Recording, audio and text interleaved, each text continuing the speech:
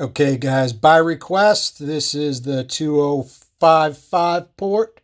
Exactly the way you saw it last time, which was the 15th cut. That's when I made a hole through the short side radius.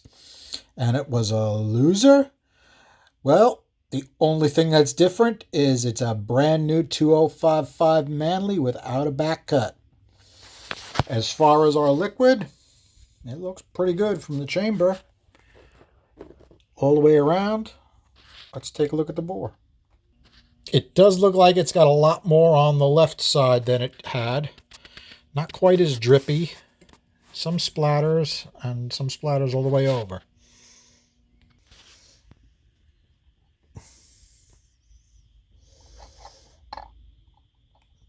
Nice new, brand new valve. Beautiful, right?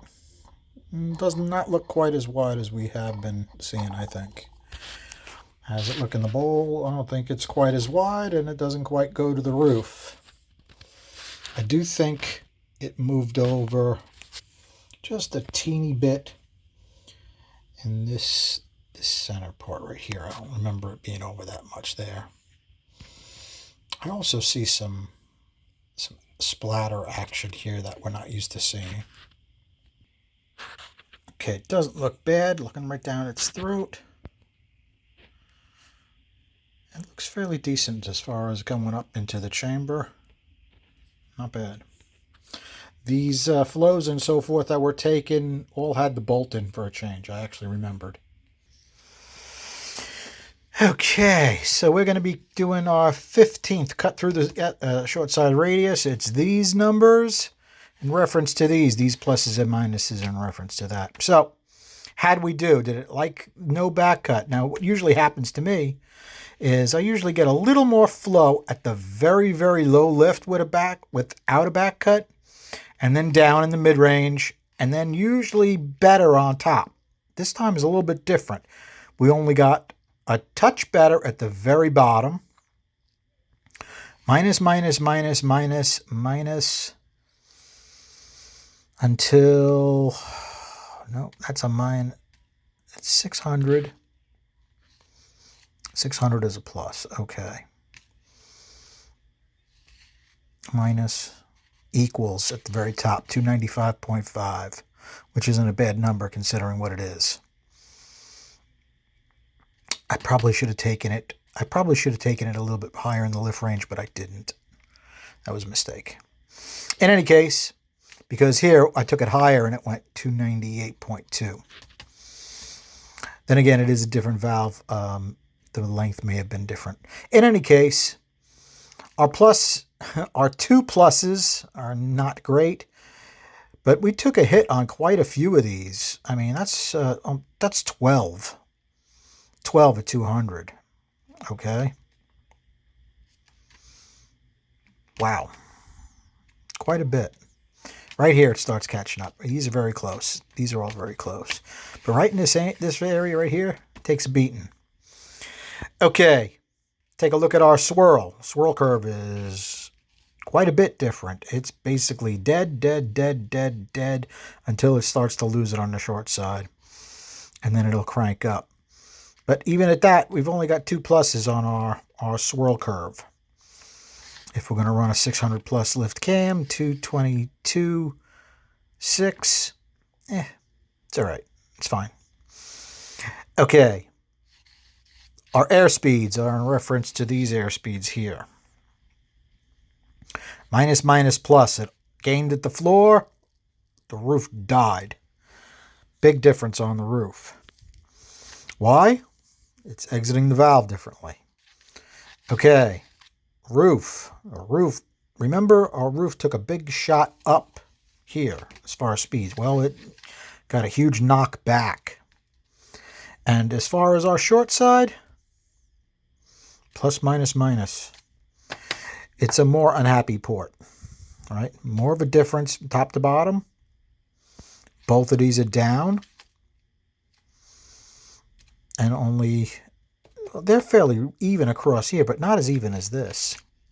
Okay? This is actually better. This is actually better on the short side. I'd rather have it a touch faster and more even than slower and slower. I don't know. You know what? That's actually a good point. Might be better off with the whole short side going a little slower.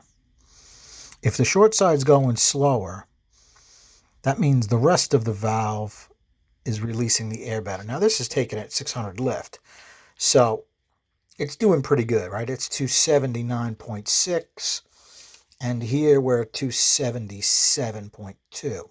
So it's up a tiny bit. All right, guys. As far as what we're going to do next on these, let's discuss that. Okay, if I can find an old, I don't know if I have any old 2055s I can waste and put a 50 on it. I'll look around. If not, I'm pretty sure I have a 208 I can use and put a 50 on it. I'm interested to see what a 50 will do on this. I think because it's such a deep bowl that a 50 would really be helpful. Okay? I really think a 50 will work nicely on these. And it's going to be a relatively high RPM setup, so that'll work out good. As a matter of fact, some good news on actually building this engine. Dougie, who sent us these heads, his YouTube is Doug's Maintenance Shop. You'll see him on the comments from here and there. Well, he worked out a deal with Stevie, hopefully, to get us a 400 2-bolt block. Yeah, it's going to need to be done up top to bottom in order to live, I think, with these heads. But that would be fun anyway. So if that all works out, then we're still looking for a rotating assembly and so forth for that, and a tunnel ram. The only tunnel ram we've come across is just stupid expensive, and we're not doing that. So if you know what I think I might do too, we're going to go to the bigger we're going to go to a 400. Let me cut this for a 400 gasket size. We'll leave the 2055 45-degree seat, and we'll open up the chamber. We'll do that next.